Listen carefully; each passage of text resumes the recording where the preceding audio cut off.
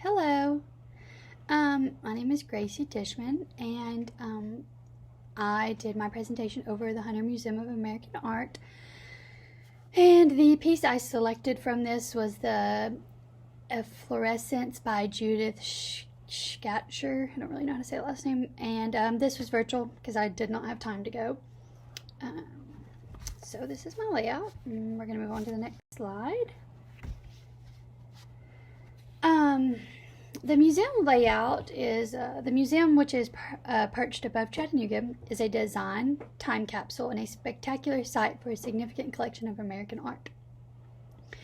The museum has a unique shape at every viewpoint and has several different entrances. The architects that helped make the Hunter Museum of American Art were Mead and Garfield, Durthick, and Henley and Wilkerson. Also, some individual architects was A. Zahner Company and Randall Stout. And also the materials used to build the Hunter Museum was concrete, zinc, brick, and clay material. And also you can tell by in the picture that it's huge. And I've been to Chattanooga thousands of times, but I've never realized that that's what that was. But it's a beautiful site, as you can tell. You can look at it from different places, and it's just amazing. It's beautiful. All right, next slide.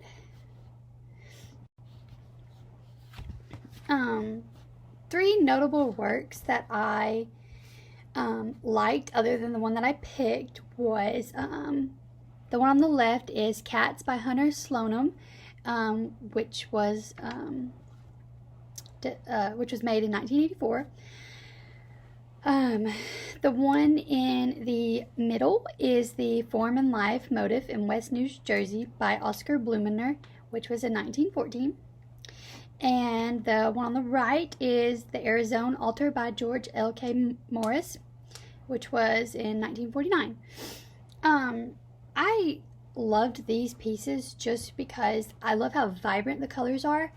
And there's so much going on in each piece.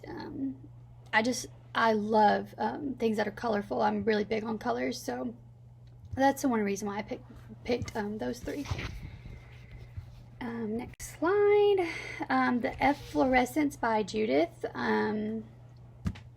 It's a stained glass light box, which I thought was pretty cool. Next. Some background information on the function of this piece. It's stained glass, as I just mentioned. She kind of depicted back to the Middle Ages, medieval, and the Renaissance art. That was her, that was kind of her, I guess you could say, her historic period that she went for. The period time was 1300 to 1500. And the movement of this piece, and the movement that she focused on mostly all of her pieces, were singular style and symbolism. All right, we're going to move on to the next one. Some more background information just on the function and the intended audience. This piece of artwork is interpreted and intended as life symbolically inundating us. So the efflorescence depicts a figure resting on a blue ground with flowers falling from the sky. The enormous shower going toward her appears to have almost overpowered her. The visual appears to be in an Annunciation scene straight out of the Renaissance as Mary is visited by the Holy Spirit. And despite the fact that the bird in the corner looks like one from a Disney animation, move on to the next piece, or the next slide, sorry. Background information, the medium of it. The medium used was flash glass. The materials used were sandblasting, layering, painting the glass with vitreous paint, and using copper foil instead of lead, which I thought was quite cool. It is a century-old medium associated with the Christian tradition, and it was also implied into the 21st century as well. Next slide. Some artist information is it's Judith Scatcher. I don't really know how to say her last name, but she was born in 1961 in Gainesville, Florida, and obviously she is still living. She is 61. So obviously, like I said, she is not deceased. But Judith is renowned for her brilliant colored stained glass pieces, each created through painstaking, multi-layered process of engraving, sandblasting, painting, and firing. Her imagery is always narrative but ambiguous, as the artist asks us to bring our own perspective to her stories. Stained glass has a long history, obviously, in Western art, but the best known are the Gothic cathedrals, where the light was associated with divinity. Yeah, okay. Scatcher also embraces this history and often throws her figures into somewhat situations that are like reminiscent of biblical tales. In this manner, she is able to simultaneously attract viewers with the exquisite splendor of the glass, while also capturing their imaginations when the tale that is unfolding. Right, next slide. A little background on her education. She graduated in 1983 with a BFA from the Rhode Island School of Design class program. She also has a huge number of accolades for her beautiful work. Judith also lived and worked in Philadelphia since graduating in 1983. She has exhibited widely and has been the recipient of many grants, including the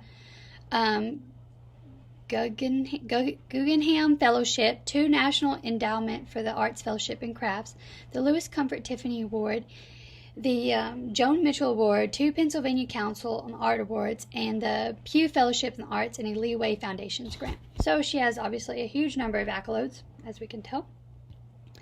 Next slide. A little background on her employment. Through Judith's unique style and imaginative approach to materials, she single-handedly transformed the craft of stained glass. So from what I understood, she doesn't really work with people. I'm sure she has help, but most of it is just her. And she really focuses on self-expression. She, unlike many other artists, is driven by a desire to portray the intensely personnel through the universe. So her pieces are very, very unique. Moving into some social economic conditions that really affected her during her artwork was obviously is the conflict between new global audience of visual fluent people versus the traditional art world elites. And second was speed defines today's art world. Art should dismantle consciousness, not collude towards it. Unfortunately, though, today's values arise from that, and art is preposterously overvalued. With a few notable exceptions, art criticism is rarely, it just, you don't see it a lot in today's world. And obviously speed defines today's art world. Speed of travel, speed of communications, human contacts, transactions, transfers of massive amounts of information and wealth, art fairs and art marketplaces. Obviously, speed really affects the art. Moving on to political conditions, as I mentioned in the last slide, disappearance of criticism and the power of money in the art world. The international art world faces the same threats as all economic systems that dominate our globe. Wealth is concentrated at the top, being traded by the select few, with little trickling down to the source, to the artists who produce the works, to the writers, and the nonprofit. With a few notable exceptions, art criticism is rarely critical, and sadly, it's been that way for a while. So that's something that has really affected art, I feel like. Some religious conditions that also affected during that time period was stained glass has a long history in Western art, but the Gothic cathedrals where light was associated with divinity are the most well-known examples. She really embraces history, and her characters are usually in situations that are reminiscent of biblical tales. So obviously, she does include religion in her artwork.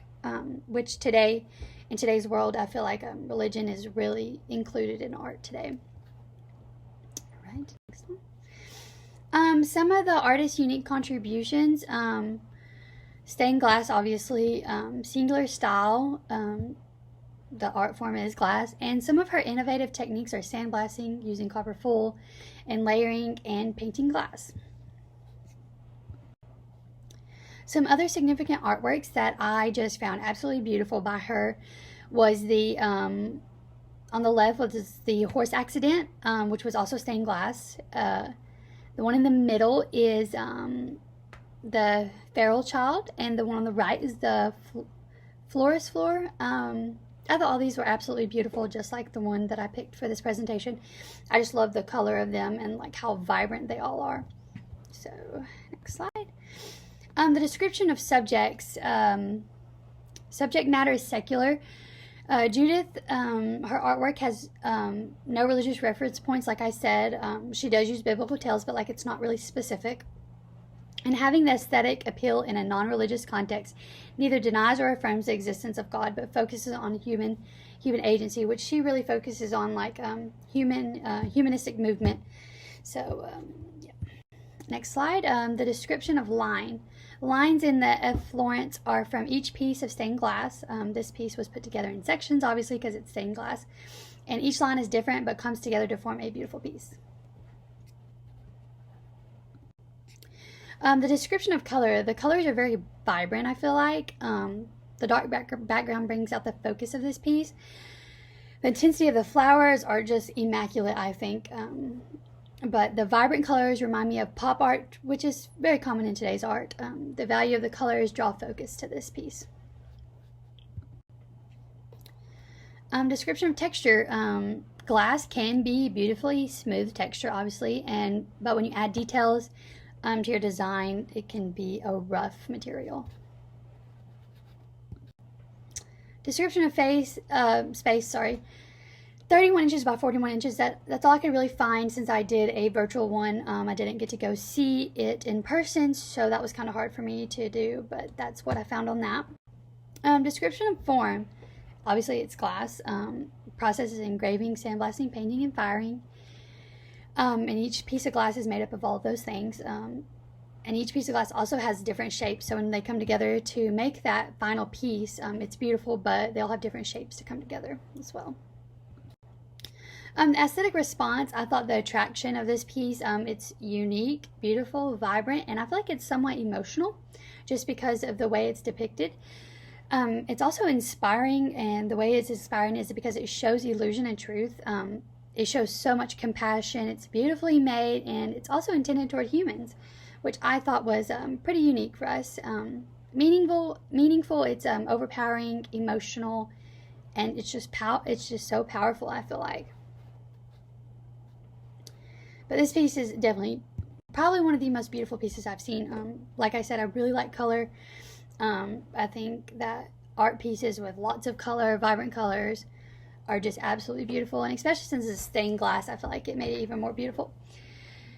My final judgment of this piece is the Efflorescence by Judith is a uniquely made stained glass piece of art, which I said a few minutes ago. And her artwork captures audiences with the exquisite beauty of the glass, while also captivating their imagination with the story and that it is unfolding. I hope you guys liked my presentation, and thank you.